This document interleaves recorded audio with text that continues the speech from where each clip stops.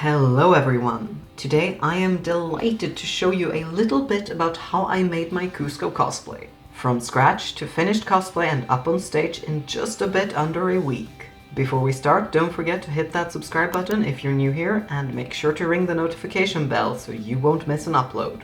My goal with this cosplay was to use it on stage, so a fair warning that all details are not exact and some details that would make it less movable, such as the train, was not included. I was also more interested in making a costume that I could move around in and that looked good from across the room than one that was a perfect replica from Cusco's own. At least that's what I'm gonna say if you all call me out on any mistakes. It is a fairly beginner-friendly cosplay if you're just starting out, but it's also a great one to have around even if you're a bit more experienced, as it got a lot of recognition on the convention and it honestly was just a blast to run around in. So, for making this cosplay, you'll need a bunch of red stretchy fabric. It isn't necessary that it's super stretchy, but I do recommend it for the comfort. Some lovely sparkly golden fabric for detailing. Foam, gesso, shimmery blue paint and regular white paint. Gold paint and golden glitter. I'm using the Martha Stewart craft paints, which I adore. More gold paint, but this one's off-brand. Cardboard. It does not have to be from a toaster box. Thin gold ribbon and thick darker red ribbon. Golden and red thread matching the fabrics. A cap. A very sad looking wig. A scissor or a rotary cutter if you have one, because they are so much more fun to work with than scissors. Another less awesome scissor for cutting things that are not fabric. Earring things. A knife and glue.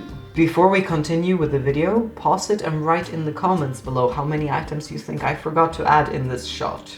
I'll give you the total in the end of the video and you'll get a virtual hug if you got it right. Start with laying out your base fabric flat and folded, measuring out how long and wide it should be. Seeing as the fabric is very stretchy and the bottom of the sleeves hit me lower than my chest, I was only concerned with the shoulder and hip measurements here. Needle it and cut it out before moving on to the sleeves, measuring them and giving them the same treatment. Zigzag all the edges and attach the sleeves to the body of the tunic. Make sure the sleeve holes are the same size on the actual sleeves as on the body. Lord knows I'm rusty and would have needed that reminder myself. I hope you got a lot of that red ribbon from earlier, because we are going to use a lot. I actually had to go back to the store and buy more because I didn't have enough of it. We're going to use it to trim all the hems except the neckline, so that's 2 wide sleeves and the bottom edge.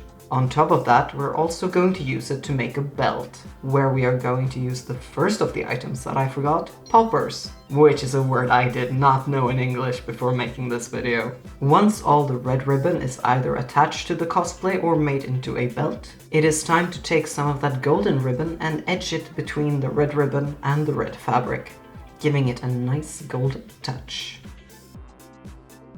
Speaking of golden touches, it's time to give the neckline some pops of it as well. If you want to make your costume more accurate to the original, I would suggest giving the golden fabric a more jagged edge as opposed to this round one I thought he had. Anyway, with the golden neckline taken care of and hopefully a lot more look-alike for you than for me, we can move on to giving the whole thing a good ironing out before moving over to accessories. The first thing you will know about if you follow me on Instagram, which is just my name and on the screen right now, and that is Cusco's flat earth earrings. Take your cutting mat that I definitely remember to tell you that you needed and draw a circle on the cardboard, cutting it out with a precision knife. Draw a smaller circle and give it a little nick through so you can attach your earring to the cardboard. If it's shiny and smooth on one side, make sure to sandpaper it, that way the paint actually sticks to that side as well.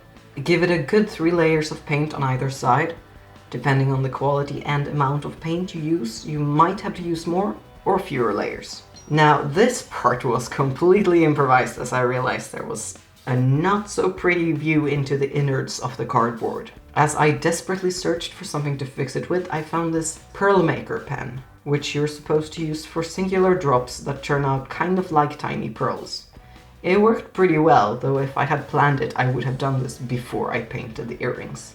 Attach the earrings to the pendants, making them into usable earrings instead of painted pieces of cardboard. Once that's done, all that's left is to paint the edges, giving it as many layers as it needs to match the rest. Now there's only one thing left to make before the cosplay is done, and that is the crown. As I was in a pinch of time and opted to cut out a few extra steps, I based mine on a cap. I removed the brim of the cap with a slasher before making a pattern with the actual hat on the foam, which I was going to use for the part that stands up into the air.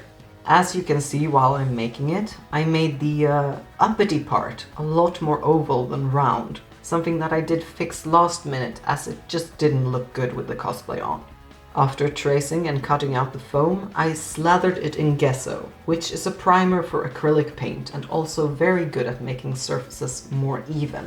For example, if you're working with Warbler. I let the gesso dry before doing the same thing on the other side, before continuing on to work on the base of the hat. The first thing I did was to cover up the text and the little air holes with regular white paint. If you're doing this yourself and using this method, I'd recommend using an as plain cap as possible. Then there's a lot less you have to cover before you can paint it the color it's supposed to be. Then you begin to paint it. I used a cheaper gold paint as a base since fabric kind of absorbs a lot more paint than other surfaces. After it's painted, it's time to attach the uppity thing to the base. I used contact glue and pressed it to the sides, holding it for as long as it took for the glue to begin to bond, which isn't that long when it comes to contact glue. Before continuing to paint the whole thing, I applied more gesso in between the gaps of the hat and the other thing, not wanting any strange little openings anywhere. After that didn't work as well as I thought, the Pearl Maker pen decided to save the day again, covering all the gaps. After this, I thought I could go in with a nice mix of Martha Stewart's gold metallic and glitter paint. But for it to look seamless, I realized I had to add another layer of the paint I had already used. With the paint on the foam part, it began to sag, leaving me at a complete loss of what to do. Luckily, my partner is a saint and a genius, and had a couple of these thin metal sticks that apparently are used for keeping magazine backs straight if they're put into a collector's binder. Anyway, with those in and the whole thing covered in paint, I could finally get in and give the whole thing a golden glittery touch.